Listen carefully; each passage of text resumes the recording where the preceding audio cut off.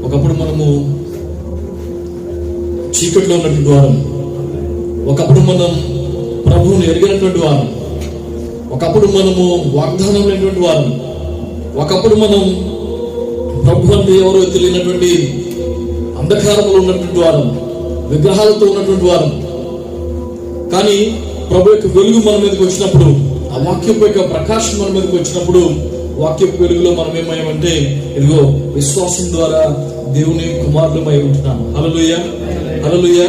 ప్రభు యొక్క వాక్యం సెలవుస్తుంది, కొందరిని ప్రభు సువార్థికులుగా, కొందరిని ప్రభు అపోస్తులుగా, కొందరిని ప్రభు ఉపదేశం చేసేటువంటి వారుగా, కొందరిని ప్రభు సంఘ కాపురులుగా, మరి బోధకులుగా నియమించారని చెప్పేసి వాక్యం మనం చూస్తుంటున్నాం. కానీ ఇవన్నీ ప్రభువు నియమించినటువంటి విషయాలే కదండి. ఇవన్నీ ప్రభు మనకి ఇచ్చినటువంటి విషయాలే. నేను ఒక సువార్తికుడు అవ్వచ్చు, లేకపోతే ఇంకొక ఆయన ప్రవక్త అవ్వచ్చు, ఇంకొక ఆయన